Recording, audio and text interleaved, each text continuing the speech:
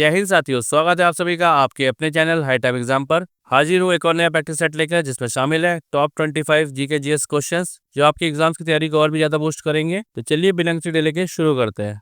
पहला क्वेश्चन है, व्यपगत का सिद्धांत के तहत ब्रिटिश साम्राज्य में विलय किया गया पहला राज्य कौन सा था। क्वेश्चन पूछा है, ब्रिटिश साम्राज्य में विलय किया गया पहला राज्य कौन सा था। इसका राइट आंसर होगा ऑप्शन सी, सतारा।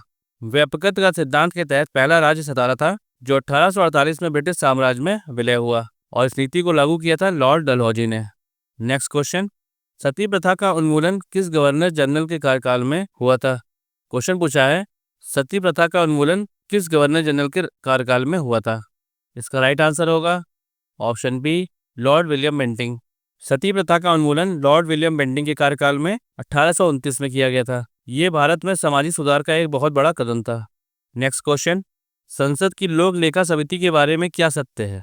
इसका राइट आंसर होगा ऑप्शन बी, समिति का अध्यक्ष विपक्षी दल से होता है। ये राइट आंसर है, और ये असत्य है। ये भी असत्य है और ये भी असत्य है। लोक लेखा समिति का अध्यक्ष विपक्षी दल के सदस्य होते हैं। इसमें लोकसभा और राज्यसभा दोनों के सदस्य होते हैं, और इसका कार्य सरकारी खर्चों की जांच करना होता है।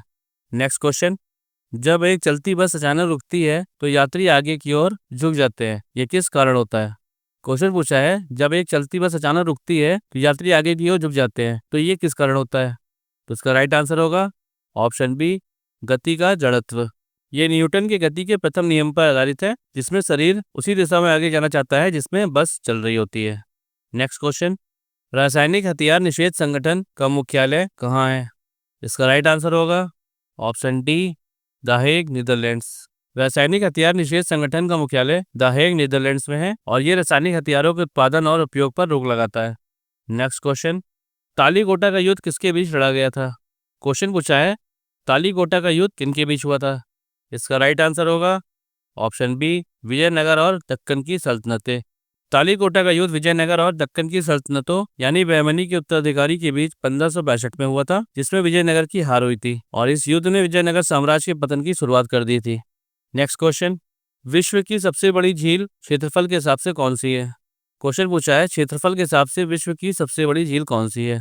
इसका राइट आंसर होगा ऑप्शन सी, कैस्पियन सागर। विश्व की सबसे बड़ी झील क्षेत्रफल के हिसाब से कैस्पियन सागर है, और ये यूरोप और एशिया के बीच स्थित है। नेक्स्ट क्वेश्चन, विश्व बौद्धिक संपदा दिवस यानी वर्ल्ड इंटेलेक्चुअल प्रॉपर्टी डे कब मनाया जाता है। इसका राइट आंसर होगा ऑप्शन सी, 26 अप्रैल। विश्व बौद्धिक संपदा दिवस 26 अप्रैल को मनाया जाता है। ये आविष्कार, कला और रचनात्मकता के महत्व को बढ़ावा देता है। नेक्स्ट क्वेश्चन, भारत के नियंत्रक और महालेखा परीक्षक कैग को पद से कैसे हटाया जा सकता है।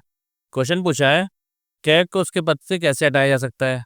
इसका राइट आंसर होगा ऑप्शन सी, सर्वोच्च न्यायालय के न्यायाधीश की तरह। कैग को सर्वोच्च न्यायालय के न्यायाधीश की तरह हटाया जा सकता है, जिसमें राष्ट्रपति उसे संसद के प्रस्ताव पर हटा सकता है, और ये उसकी स्वतंत्रता सुनिश्चित करने के लिए किया गया है। नेक्स्ट क्वेश्चन, स्टेनलेस स्टील बनाने के लिए लोहे में कौन सी धातुएं मिलाई जाती हैं। इसका राइट आंसर होगा ऑप्शन बी, निकल और क्रोमियम। स्टेनलेस स्टील बनाने के लिए लोहे में निकल और क्रोमियम मिलाया जाता है। ये जंग लगने से बचाता है और मजबूती देता है। नेक्स्ट क्वेश्चन, मिडनाइट चिल्ड्रन उपन्यास के लेखक कौन है। क्वेश्चन पूछा है, मिडनाइट चिल्ड्रन उपन्यास किसने लिखा है। इसका राइट आंसर होगा ऑप्शन सी, सलमान रुश्दी।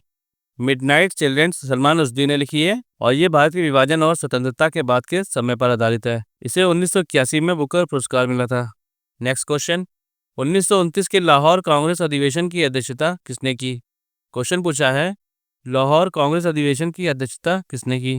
इसका राइट आंसर होगा ऑप्शन डी, जवाहरलाल नेहरू। 1929 के लाहौर कांग्रेस अधिवेशन की अध्यक्षता जवाहरलाल नेहरू ने की थी। इसी अधिवेशन में पूर्ण स्वराज का प्रस्ताव पारित किया गया था। नेक्स्ट क्वेश्चन, कलमकारी चित्रकला का संबंध किस भारतीय राज्य से है। इसका राइट आंसर होगा ऑप्शन सी, आंध्र प्रदेश। कलमकारी चित्रकला आंध्र प्रदेश से संबंधित है। यह पारंपरिक रूप से हाथ से बने कपड़ों पर चित्रित की जाती है।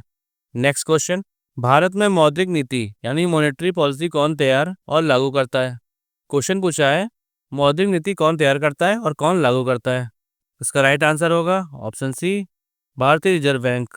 भारत में मौद्रिक नीति भारतीय रिजर्व बैंक द्वारा तैयार और लागू की जाती है। इसका उद्देश्य मुद्रास्फीति पर नियंत्रण रखना होता है। आप लोग भी साथ साथ में क्वेश्चंस को अटेम्प्ट करते जाइए, और आप लोगों का क्या क्या स्कोर हो रहा है कमेंट बॉक्स में जरूर लिखें। अब नेक्स्ट क्वेश्चन देखते हैं। पौधों में कौन सा हार्मोन सूखे की स्थिति में पत्तियों के रंध्र को बंद करने के लिए जिम्मेदार है?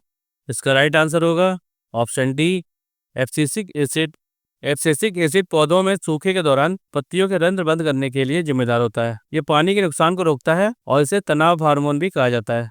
Next question. मॉन्ट्रियल प्रोटोकॉल 1987 का मुख्य उद्देश्य किसका संरक्षण करना था? इसका राइट आंसर होगा ऑप्शन सी, ओजोन परत। मॉन्ट्रियल प्रोटोकॉल का उद्देश्य ओजोन परत का संरक्षण करना था। इसमें CFC जैसे रसायनों के उपयोग पर प्रतिबंध लगाया गया। Next question. मौर्य प्रशासन में रज्जुक कौन थे? क्वेश्चन पूछा है मौर्य प्रशासन में रज्जुक कौन होते थे? इसका राइट आंसर होगा ऑप्शन डी, न्याय के अधिकारी और भूमि मापक। मौर्य प्रशासन में रज्जुक न्याय के अधिकारी और भूमि मापक थे। वे ग्रामीण क्षेत्रों में न्याय देते थे और उनकी शक्ति अत्यधिक थी और कभी कभी फौजदारी भी करते थे। Next question. जब कोई मंत्री किसी विधेयक को संसद में पेश करता है तो उसे क्या कहते हैं? इसका राइट आंसर होगा ऑप्शन सी, सरकारी विधेयक। मंत्री द्वारा पेश किया विधेयक सरकारी विधेयक कहलाता है। ये सरकार की नीतियों से संबंधित होता है और इसका महत्व निजी सदस्य विधेयकों से अधिक होता है। Next question. मरीचिका यानी मिराज का बनना किस प्रकाशीय घटना का उदाहरण है? इसका राइट आंसर होगा ऑप्शन डी, प्रकाश का पूर्ण आंतरिक परावर्तन। मरीचिका प्रकाश के पूर्ण आंतरिक परावर्तन का परिणाम है, जिसमें गर्म धरती के कारण हवा के विभिन्न स्तरों में घनत्व अलग होता है। इससे प्रकाश का मोड़ होता है और पानी की तरह दिखाई देता है। Next question. वर्साई की संधि जिसने प्रथम विश्व युद्ध को औपचारिक रूप से समाप्त किया किस वर्ष हस्ताक्षरित हुई थी? इसका राइट आंसर होगा ऑप्शन बी, 1919। वर्साई की संधि 1919 में हस्ताक्षरित हुई थी। ये प्रथम विश्व युद्ध के बाद जर्मनी और मित्र राष्ट्रों के बीच हुई थी। Next question. भारत के किस शहर को यूनेस्को द्वारा भारत का पहला विश्व धरोहर शहर घोषित किया गया था? इसका राइट आंसर होगा option D, Ahmedabad.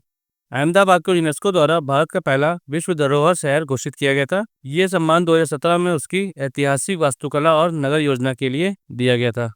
Next question. मानव शरीर में इंसुलिन का उत्पादन कहाँ होता है? क्वेश्चन पूछा है शरीर में इंसुलिन का उत्पादन कहाँ होता है? इसका राइट आंसर होगा ऑप्शन बी, अग्नाशय। इंसुलिन का उत्पादन अग्नाशय में होता है। ये रक्त में शर्करा के स्तर को नियंत्रित करता है। Next question. आग्नेय चट्टान का उदाहरण कौन सा है? इसका राइट आंसर होगा ऑप्शन सी, ग्रेनाइट। ग्रेनाइट आग्नेय चट्टान का एक उदाहरण है। ये लावा के धीरे धीरे ठंडा होने से बनती है और ये बहुत मजबूत और टिकाऊ होती है। Next question. आवर्त सारणी में सबसे हल्की धातु कौन सी है? इसका राइट आंसर है ऑप्शन सी, लिथियम। आवर्त सारणी में सबसे हल्की धातु लिथियम है। ये पानी पर तैर सकती है और इसका उपयोग बैटरी बनाने में किया जाता है। Next question. स्वतंत्रता, समानता और बंधुत्व का नारा किस क्रांति से संबंधित है? इसका राइट आंसर है ऑप्शन सी, फ्रांसीसी क्रांति। तो साथियों, आज के लिए बस इतना ही। अगर ये वीडियो पसंद आए तो वीडियो को लाइक करिए और अपने फ्रेंड्स के साथ शेयर कीजिए। और हाँ, अपना स्कोर कमेंट बॉक्स में लिखना मत भूलिएगा। मिलते हैं नेक्स्ट वीडियो में। Keep learning, keep growing.